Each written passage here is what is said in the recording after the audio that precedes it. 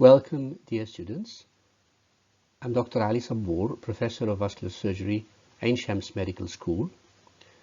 This short presentation is intended for Year 2 students studying their cardiovascular module.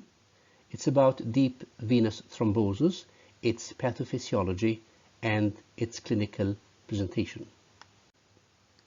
By the end of this presentation, you should be able to apply Virchow's Triad to identify individuals at risk to develop acute lower limb DVT. You'll be able as well to describe the clinical picture of acute lower limb DVT and its complications. Normally, the blood tends to keep its fluid form as long as it is circulating in the blood vessels. However, with any vessel injury, the coagulation cascade is activated to form a thrombus to seal the injury and prevent continuous blood loss. Major thrombosis within an intact circulatory system is considered abnormal and pathological. There are several factors that can contribute to this abnormal intravascular thrombosis, and these can be grouped under three main headings. Number one, any condition that results in an abnormal slow or sluggish blood flow, making it more liable to thrombosis, is one group. Number two, any condition that causes injury of the endothelial lining of blood vessels, making it thrombogenic. Number three, any inherited or acquired condition that will make blood more liable to thrombosis, what we usually call hypercoagulable states. So, these are the three broad categories of factors that contribute to thrombosis: stasis, vessel wall injury, and hypercoagulability. These are named Virchow's Triad. Veins have a much slower blood flow compared to arteries, which makes veins more liable to develop pathological thrombosis.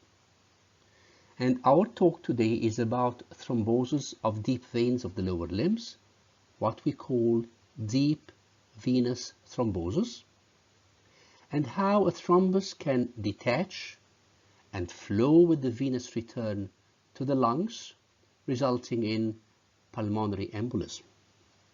This condition is referred to as venous thromboembolism.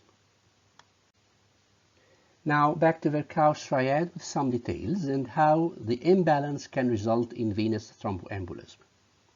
Now we have three factors contributing to the development of venous thromboembolism: venous stasis, endothelial vascular injury, and hypercoagulability. And this is an important slide because I want you by the end of this slide to understand why surgical patients are more liable to develop DVT and why, as surgeons, we are responsible to prevent DVT in our patients. And if it happens, we should diagnose it early. Venous stasis, which is maximum at the site of venous valves, will result in local endothelial damage with local concentration of activated clotting factors. This explains why DVT usually starts at the site of venous valves. Several factors can increase venous stasis.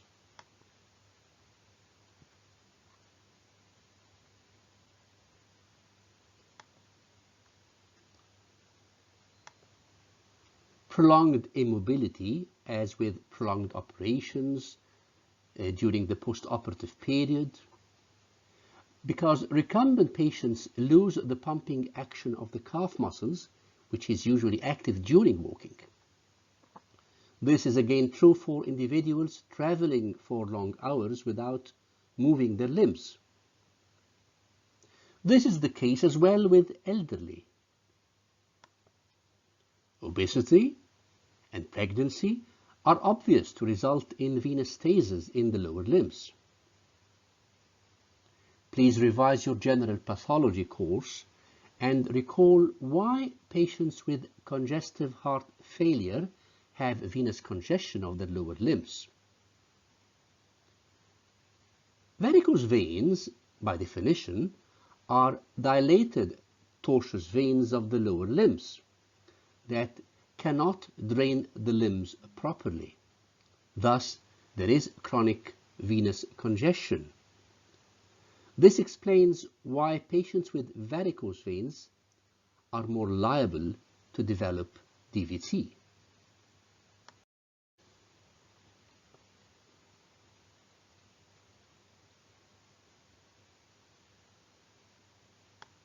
The second group of causes are related to vascular endothelial injury, and these can either be mechanical or chemical. Whatever the initiating factor is, the inflammatory response will result in local activation of the coagulation cascade, and it is obvious how surgery, trauma, and fractures can result in such vascular injury. Mind you that orthopedic surgical interventions carries a high risk for the development of venous thromboembolism. Another high-risk group are patients with malignancy undergoing surgery because, as you will know in just a moment, those patients are hypercoagulable as well. Sometimes, simple trauma to the vein just by venipuncture can initiate the inflammatory response. This effect can be augmented if the injected material or drug in the vein is irritant, causing additional chemical injury. Hypercoagulability is the third pillar for the triad, and by far the most common cause of acquired and potentially preventable cause of hypercoagulability is increased blood viscosity. This is very common with dehydration. You can find a list of nice-to-know acquired and inherited causes of hypercoagulability in this slide. Don't forget patients with advanced malignancy.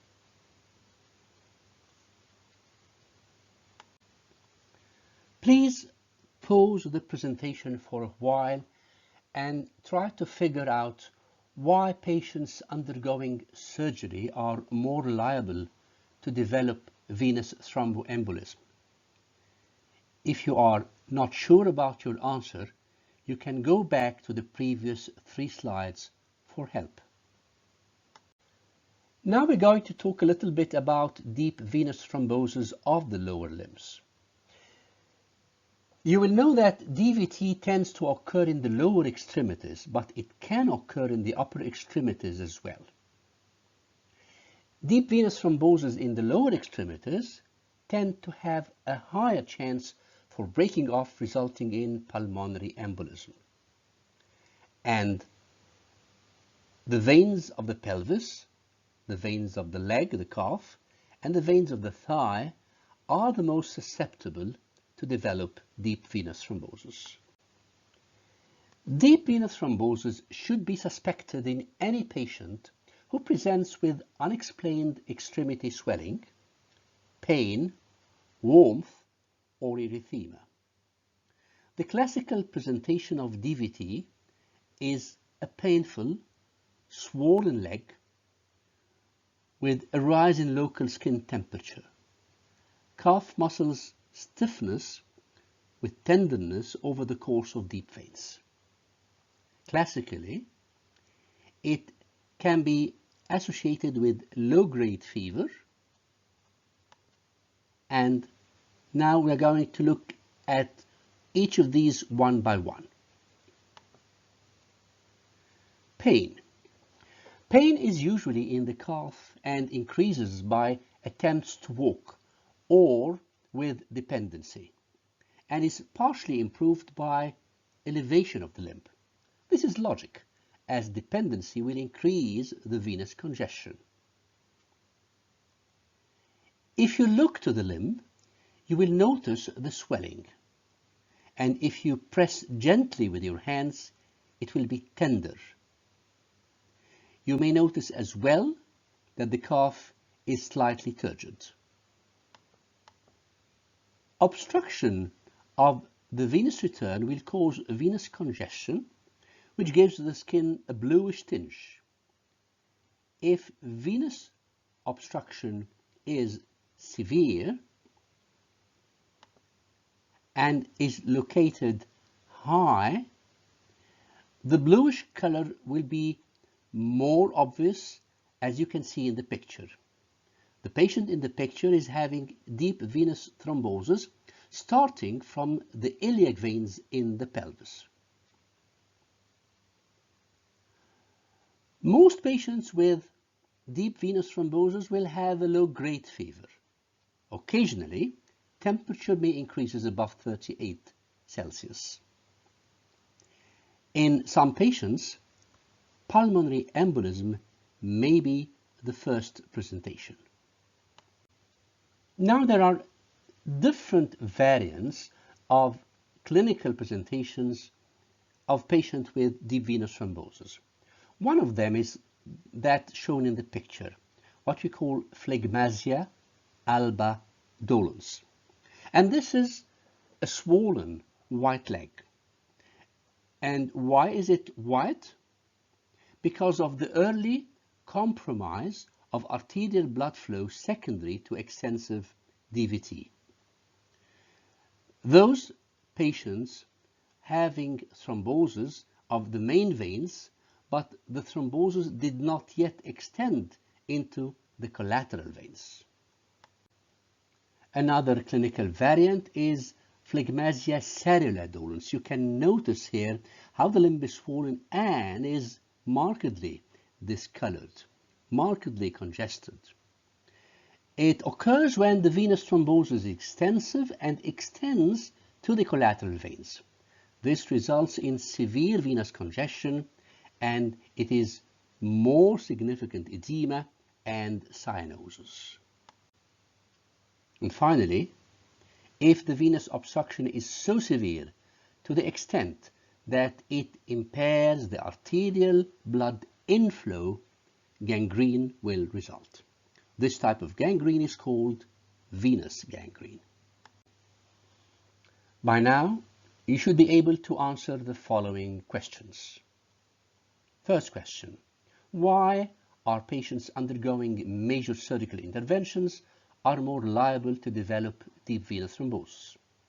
The second question: what are the early clinical manifestations that would suggest that a patient with a painful limb may have deep venous thrombosis? And lastly, what are the possible clinical presentations of a patient with extensive deep venous thrombosis? Thank you for listening.